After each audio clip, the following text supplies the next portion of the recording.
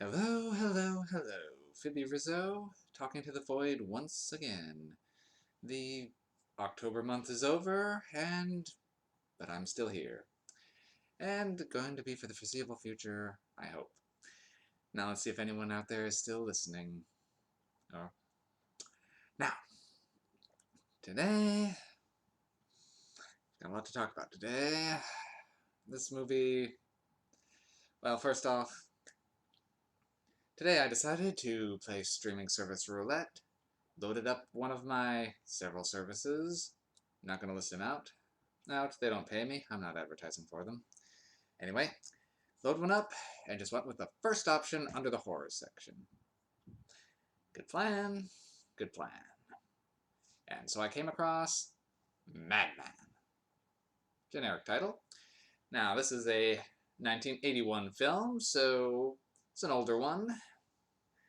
And the most thing I can say about it right off is it's like Friday the 13th Part 2. But nothing else. It's just like Friday the 13th Part 2. That's really what this movie is in a nutshell. And I did a little looking, and apparently it released almost exactly 6 months after Friday the 13th Part 2. So, that's pretty much what we're getting into here. A poor man's Friday the 13th Part 2. Okay, so, plot on this one is fairly basic. You have a group of counselors at a summer camp, and unlike the Friday movies, they actually have kids right now at this camp at the moment. So, and the season's ending, and the movie kind of starts off with a campfire. A campfire that looks an awful lot like the exposition campfire from Friday the 13th Part 2. It's framed almost exactly the same. But this one has a song. So, they seem to be singing more about the killer. That's right, this film has its own theme song, which is a little unusual. Not unheard of. My Bloody Valentine did that as well. But giving the killer a little jaunty tune was an interesting choice. Anyway, so little song, campfire horror song first, and then the lead counselor, the guy who I guess owns the camp, spins a yarn about Madman Mars, a local killer that supposedly still roams the woods. And if you say his name above a whisper, he'll appear and kill everybody. So one of the obnoxious kids, of course, starts shouting Madman Mars, and, well, nothing seems to happen, but they all go back, except for that one obnoxious kid who goes off looking for trouble. And thus begins a killer seemingly popping out of nowhere to kill each of the counselors in turn. The movie pretty much becomes a death parade as, oh, there's a kid missing. The counselor goes to look for the kid, letting people know where he's going. When he doesn't come back, someone else, oh, I'm going to go see where they went. He doesn't come back.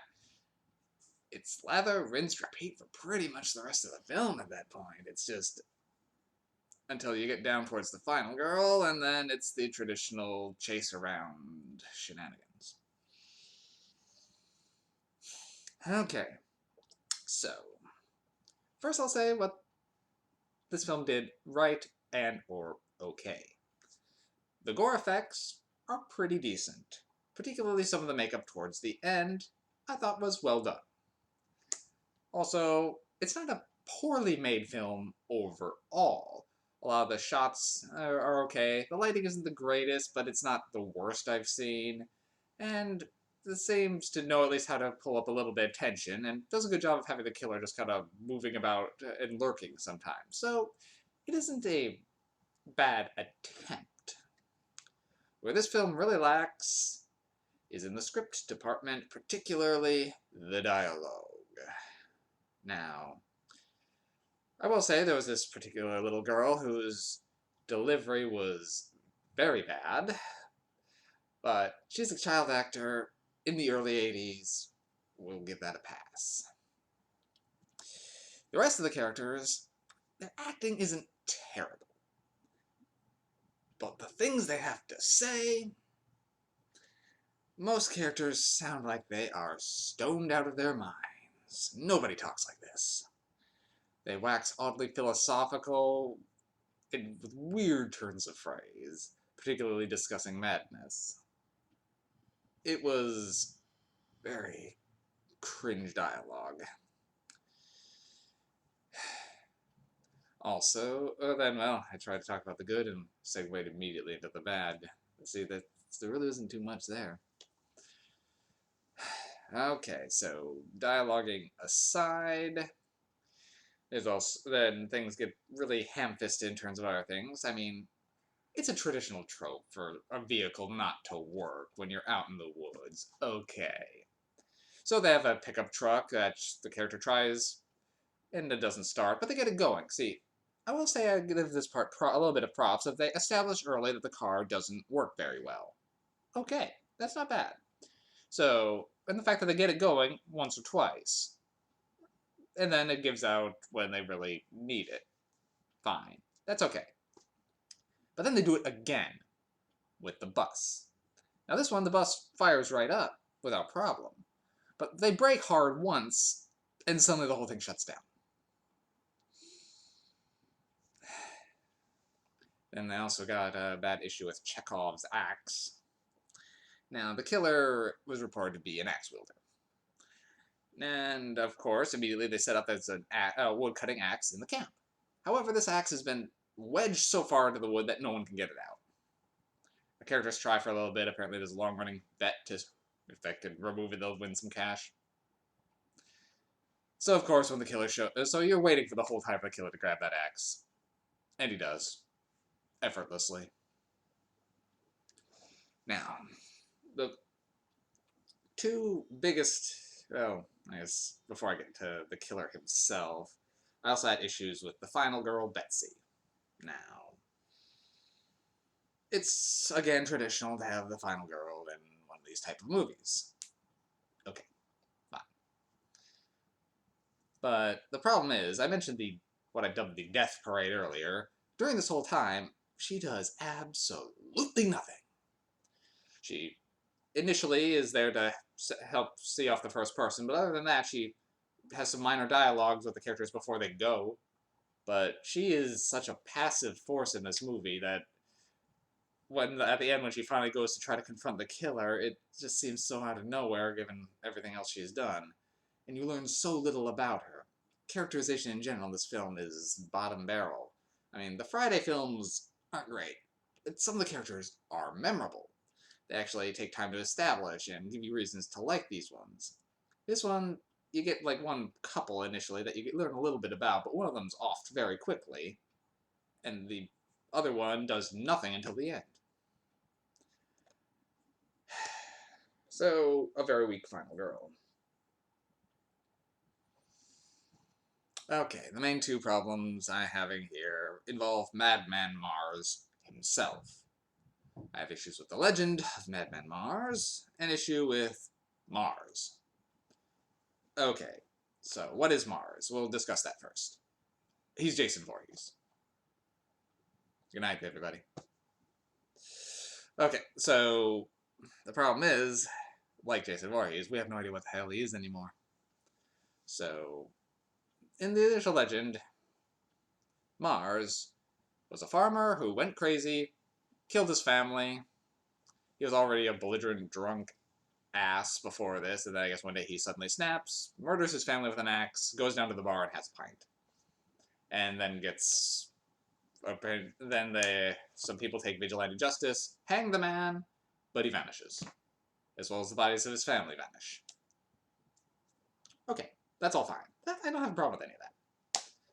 But when Mars starts reappearing to kill people, first off, he looks like a large albino farmer. Very long white hair. His skin is pale.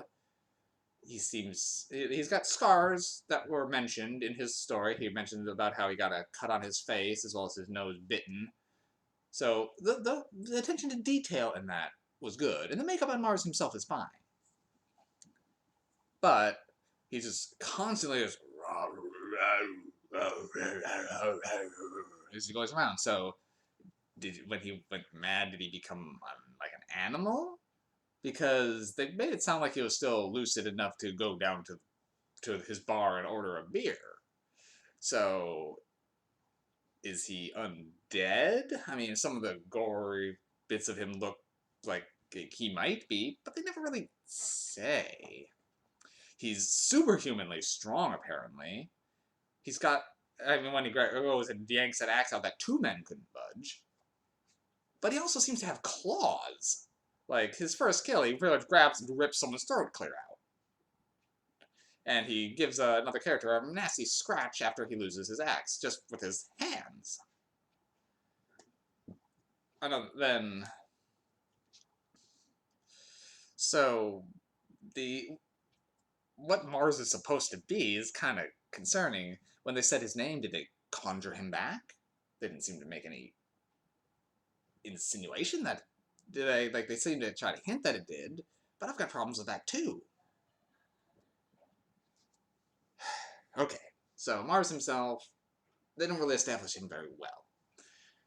The main problem I have is the legend of Mars. Now, not so much the legend itself, because the part I told you, that's fine. Also him telling a story where he's supposedly still lurking in the woods, and if you say his name above a whisper, he'll come back to kill everyone. Fine. That's all okay. The issues I have is when logistics that tie the whole film together. So, we're at a camp. First, Mars is a farmer, and his farmhouse is within a stone's throw. I don't know much about farming, unless he's like some sort of tree farmer, but that does not look like good land for farming. It's a heavily forested area. Minor detail, but it's a noticeable of how little thought they put into things. I mean, his area has all sorts of farming equipment, like sickles, blades.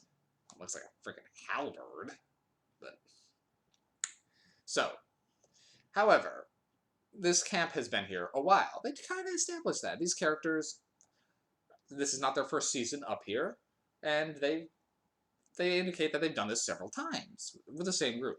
And the guy who owns it seems to tell these horror stories regularly. They've actually made it a point of talking to him about it. So, this activity has been repeated several times. So, why does the killer start killing now? There's no indication on whether the part of hearing his name actually brought him back. So, either his name being said brought him back, making it a supernatural incident, but there's absolutely nothing that's supernatural in the film other than maybe Mars's strength. And they show an area where he looks like he's living. So, if he's not supernaturally conjured, like the campfire story says, okay, fine. Then he just was a madman who's living there. But why, on all of a sudden, does he start rampaging and killing this whole camp? This story has been told here for years, apparently. And most of the people are local, so some of them have some passing knowledge of him, or not.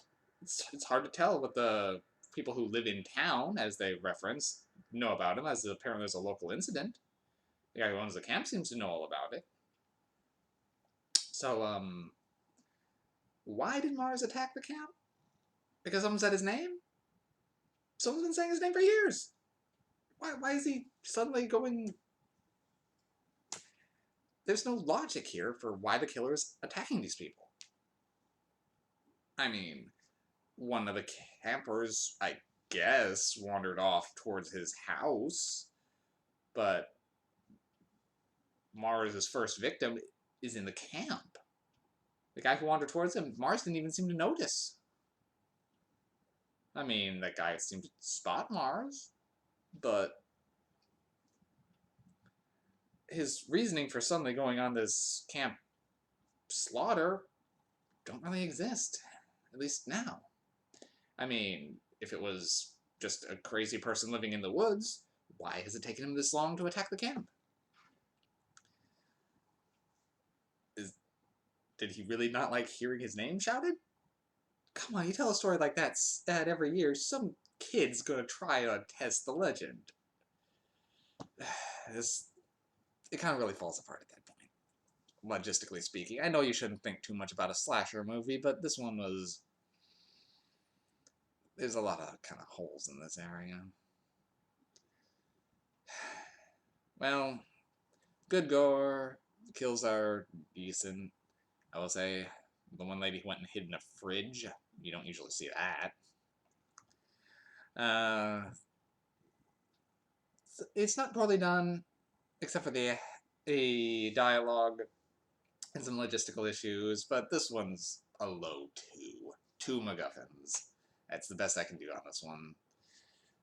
It's a blatant Friday the 13th Part 2 ripoff. It's not, but without the style, the... anything that makes Jason interesting isn't in there on Mars. And anything that makes his victims interesting you want to root for aren't there in these ones, so give this one a pass.